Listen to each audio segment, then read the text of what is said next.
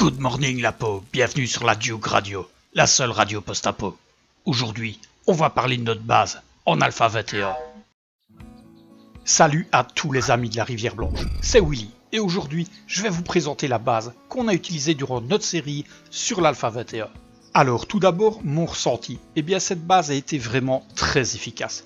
Peut-être même autant que celle qu'on avait utilisée sur l'Alpha 20. Mais celle-ci était complètement différente. Ici, il s'agit de ce qu'on pourrait appeler une base pilier. Fini les successions de cages de combat. Ici, il y a une seule cage de combat. Afin de protéger le périmètre de la base, on a utilisé les fences d'une façon totalement différente. On a ainsi créé une véritable clôture électrique qui protège la base. Le principe de la base est extrêmement simple. J'appelle cela une base pilier car elle repose sur la bedrock et elle remonte jusqu'au sol, jusqu'à la surface. Il n'y a ainsi que 4 chemins, des chemins valides qui mènent à la cage de combat.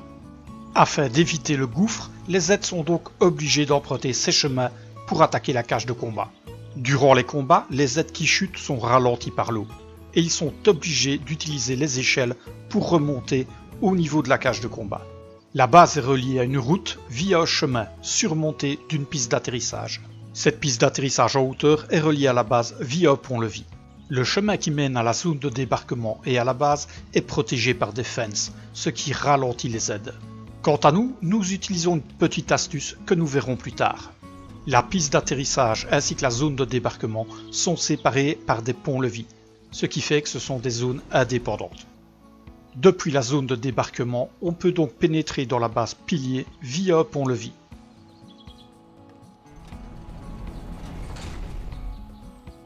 Une fois ce pont-levis relevé, la seule manière pour les aides de pénétrer dans la base est d'utiliser un des 4 chemins valides. On arrive donc ici dans la zone de stockage, qui est située juste au-dessus de la cage de combat. Une passerelle mène au-dessus de la première entrée. On peut pénétrer par ici via des échelles.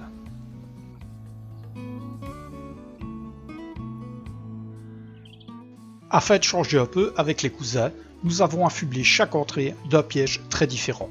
Concernant la première entrée, j'ai opté pour un piège que Papy Tromblon a déjà expliqué. J'ai nommé le tapis. Le sol est ici composé de planches mal fixées qui se brisent au passage des aides. Les aides tombent alors dans une zone où il y a des pics de l'eau qui les ralentissent et des dalles qui les empêchent de sortir. Une fois les dalles brisées, il ne reste plus que l'allée centrale et celle-ci est emplie de barbelés, ce qui ralentit les aides. Quand vous vous trouvez dans la cage de combat en face de ce piège, il est alors très facile d'aligner les aides. D'autant plus si vous avez une arme automatique ou encore mieux un fusil avec la compétence le transperceur. Le principe des 4 chemins qui mènent à la cage de combat est plus ou moins le même. Il s'agit toujours de poutres centrées, ce qui donne un chemin valide, et aussi de portes ou de trappes de fer qu'on peut relever et abaisser, rendant le chemin valide ou invalide. Afin de pouvoir actionner les portes ou les trappes, j'ai utilisé des barreaux brisés. Vous pouvez utiliser les tourelles ou les tourelles marteau, elles savent tirer ou taper à travers. Petite démonstration de ce qu'est un chemin valide ou invalide pour les aides. Regardez, je viens d'évoquer des aides et ils ne viennent pas du tout par ce chemin. C'est normal, la trappe n'est pas relevée. À partir de ce moment, ils ne viennent pas non plus. Il y a une raison, c'est tout simplement que j'ai oublié d'ouvrir ces portes. Vu qu'il existe un autre chemin valide, les aides tentent de l'emprunter. Parlons donc maintenant d'une très belle idée que j'ai eue lors de cet Alpha 21. Utiliser les fences comme clôture électrique pour protéger un périmètre. Et ça marche très bien. C'est peu coûteux, ça consomme peu d'énergie et très franchement, ça nous a sauvé la mise plus d'une fois. Vous pouvez même l'utiliser lors des lunes de sang. Il convient bien sûr de protéger les fences avec des blocs et je vous conseille de ne pas les relier à la structure de la base elle-même. Sinon, les aides pourraient taper dedans. Quand ils sont disposés comme ceci, les aides en font simplement le tour, comme si c'était un obstacle naturel. À partir du moment où la clôture est alimentée, toute personne, tout zombie ou toute créature qui tente de pénétrer dans la zone est électrocutée. Et cerise sur le gâteau, le son vous indique que quelqu'un tente de pénétrer dans la zone. Bien sûr, on a aussi utilisé des fences de manière traditionnelle sur le passage des aides. Parlons maintenant de la deuxième entrée. On a décidé de l'appeler la douche. Des trappes alimentées au sol déclenchent des lances d'arts situées dans le plafond. Bien sûr, dans cette zone, on trouve aussi les traditionnels fences pour ralentir les aides en cas de combat. Pour cette entrée, plutôt que des trappes, nous avons décidé d'utiliser une double porte en fer. Elle permet, quand elle est ouverte, de faire tomber l'ensemble des aides qui se trouvent dessus. À nouveau, afin d'actionner la porte, nous avons disposé des barreaux brisés, ce qui permet de l'ouvrir ou de la fermer. Il y a des barreaux brisés de chaque côté. Pour ceux qui ont suivi la série, après avoir subi un léger fiasco lors d'une lune de sang, nous avons décidé de doubler l'épaule, et pour ce faire, nous avons dû faire une avance d'un bloc. Cela a aussi eu l'avantage de nous donner une position de tir excellente pour tirer au pied de la tour ou sur les aides qui tentent de remonter via les échelles. Avec des murs composés de 2 blocs défensifs, la cage n'a plus jamais failli. Nous avons aussi affublé chaque entrée d'un autre système défensif, des portes coulissantes. Elles sont manuelles, mais elles ont un énorme avantage. Elles vous protègent des crachats des flics. Vu qu'ils ne vous voient pas, ils ne vous crachent pas dessus. Cela vous permet donc de rester concentré sur l'entrée que vous devez défendre. Ah oui, une erreur à éviter, un petit détail qui fait toute la différence. Quand vous fermez une porte coulissante, il faut toujours être certain que vous avez bien rendu le chemin invalide. Car si jamais vous avez oublié des trappes ouvertes, eh bien les zombies considèrent que le chemin est toujours valide. Et donc, vous pourriez vous retrouver attaqué de plusieurs côtés à la fois. Et c'est pas le but. Ainsi donc, quand vous voyez que les défenses d'une entrée commencent à faiblir ou que les dégâts sont trop importants, vous verrouillez l'accès et puis vous fermez la porte. Ensuite, vous passez à une nouvelle entrée. Parlons maintenant de la troisième entrée. Avec les cousins, on l'a appelée la piscine. On a beaucoup utilisé l'eau lors de cette alpha. Et très franchement, ça marche toujours aussi bien. La piscine, c'est sans doute une des entrées défensives les plus formidables qui soient. Ça ne coûte pas cher à réaliser et c'est super efficace. À condition qu'il y ait au moins 2 blocs d'eau de hauteur, tous les aides sont ralentis. Pour cette entrée, nous avons utilisé des simples portes en fer. Si nous utilisons des simples portes en fer et pas des portes en acier, c'est parce qu'il est simplement plus rapide de les ouvrir ou de les fermer. Autre avantage des portes coulissantes, c'est tout simplement leur poids de vie. 15 000 points de vie. Qu'est-ce que vous dites de ça? Un autre avantage de la piscine par rapport à la douche par exemple, c'est qu'ici, vous pouvez utiliser des explosifs. Vous ne risquez pas d'endommager ni les trappes, ni les lances d'art. Passons maintenant à la quatrième entrée. Avec les cousins, on a décidé d'appeler ça le couloir de la mort. En gros, c'est l'entrée qu'on ne devrait jamais utiliser. Le sol ainsi que les murs de cette entrée sont couverts de bled, et un des murs est composé de tourelles automatiques. Lorsque cette entrée est activée, la caméra en haut active les trappes qui font chuter les aides. Il convient de bien protéger cette caméra, car si jamais elle se brise, vous allez vous trouver dans une situation où les trappes ne s'ouvriront plus, et donc un passage valide sera créé. Lors des premiers tests de cette entrée, cette erreur a failli nous coûter cher. Bien entendu, ce passage est aussi pourvu de fences défensifs, qui se trouvent de chaque côté du couloir.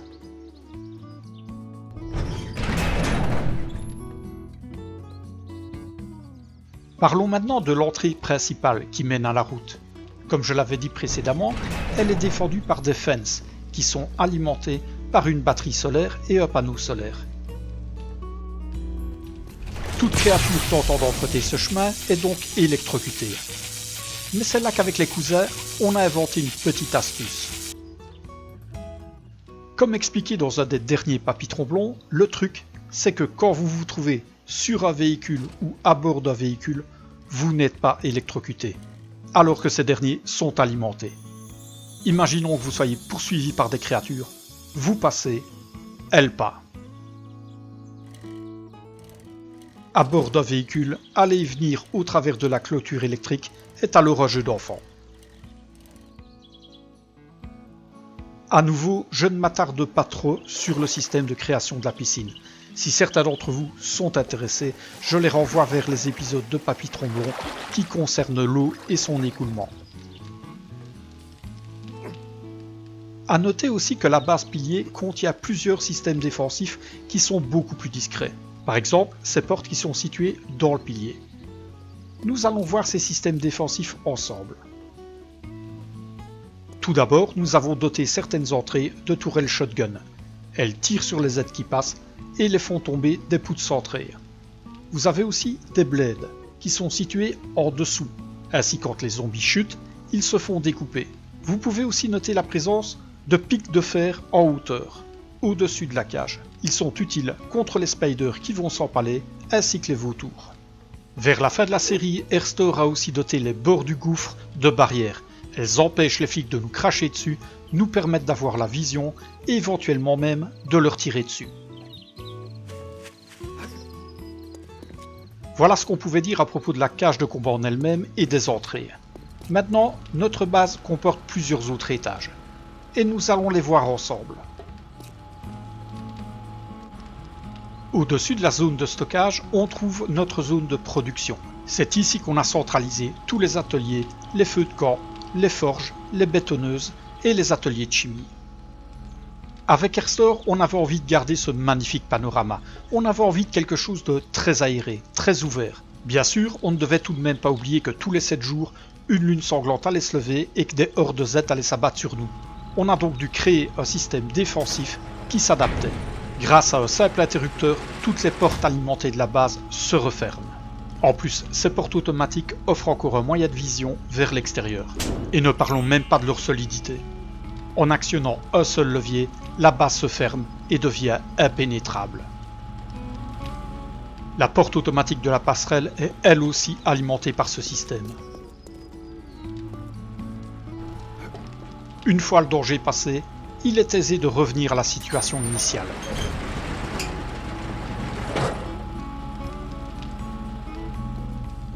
Durant cette série sur l'Alpha 21, on a aussi décidé de tester un jardin souterrain et aussi d'enterrer les collecteurs d'eau.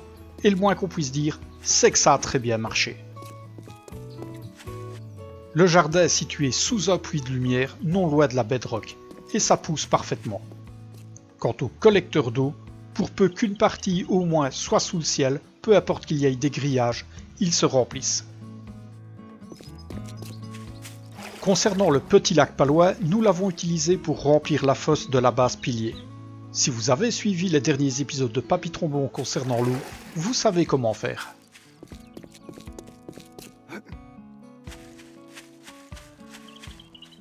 Aux 4 coins du fossé, on trouve des échelles qui vont de haut en bas de la structure.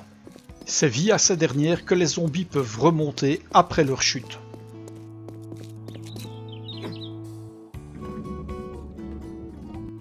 La bedrock est recouverte d'une couche de béton et de 3 blocs d'eau de hauteur. Quand ils tombent au fond de la fosse remplie d'eau, peu importe qu'ils soient ordinaires, féroces ou encore irradiés, les aides sont obligés de nager. Ils perdent toute leur vitesse. Ne pas oublier que les aides doivent avoir accès à vos échelles pour pouvoir remonter. Sinon, ils se retrouveront coincés au fond de la fosse. Mais ils risquent alors de faire du dégât et votre base pilier ne le supporterait peut-être pas. Airstore avait aussi disposé quelques blades sur les lieux de passage des aides.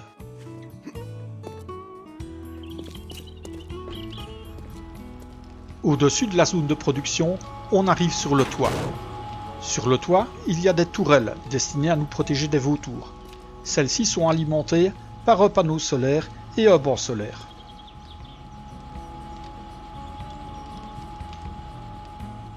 D'ici, on a une magnifique vue sur la région.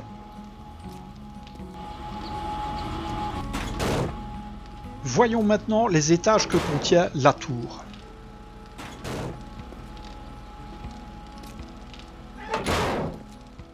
En dessous de l'unique cage de combat, on trouve la salle des machines. C'est ici qu'on trouve la plupart des moteurs qui fournissent l'énergie au piège de la tour.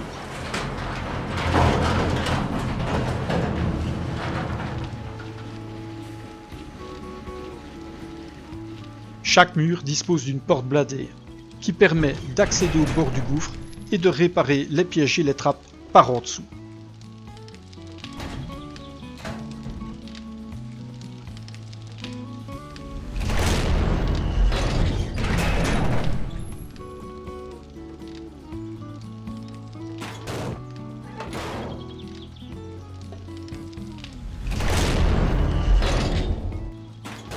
À l'étage d'en dessous, on trouve les vestiaires. Chacun d'entre nous dispose d'un casier où il peut entreposer ses affaires.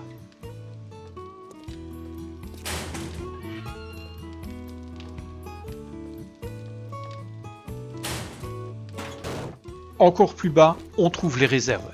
C'est ici qu'on peut stocker certaines choses dont on dispose en trop.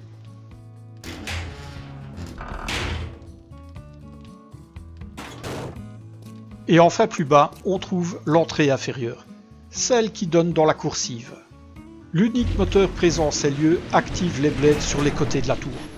Bon, c'était pas vraiment nécessaire, mais Erster aimait bien. Et puis on sait jamais.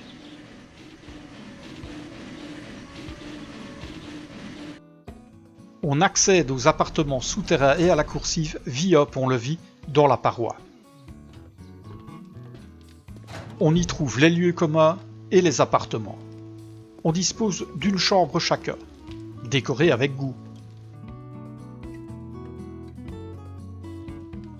D'ici, on peut faire le tour du gouffre via la coursive.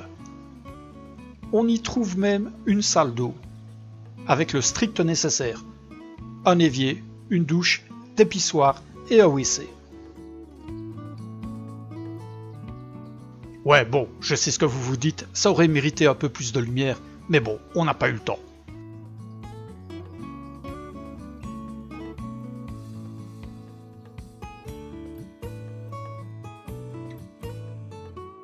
Dans le couloir qui donne vers le jardin souterrain, j'ai entreposé des établis et des ateliers, qui me permettent de faire ma bière par exemple. Nous sommes à près de 35 blocs de profondeur, et comme vous le voyez, ça pousse. J'ai même laissé l'eau, je trouvais que ça faisait un peu rizière, c'était sympa. Et au fond, on trouve enfin la salle des récolteurs d'eau. Pour rappel, tant qu'une partie de la bâche des récolteurs d'eau se trouve sous le ciel, ils se remplissent. C'est dans cette pièce que j'entreposais l'eau dont on n'avait pas un besoin urgent.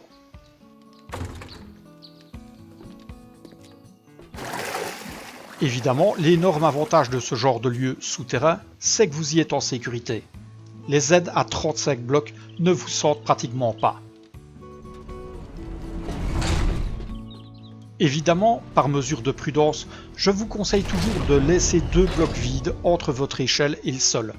Ainsi les aides considèrent que ce n'est pas un chemin valide.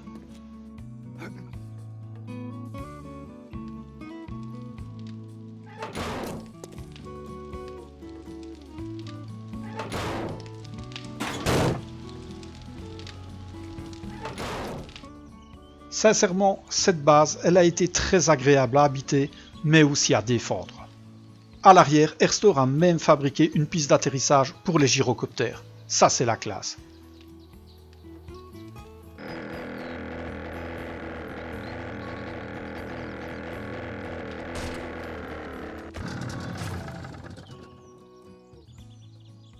Et bien voilà les amis, j'espère que cette petite visite guidée de notre base en Alpha 21 vous aura plu.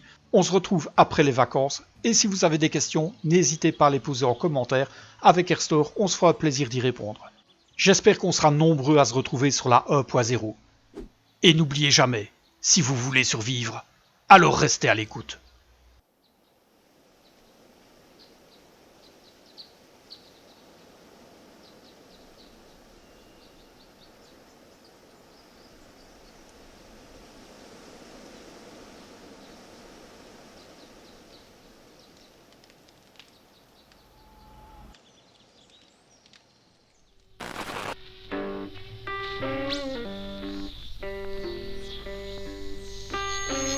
The new tunes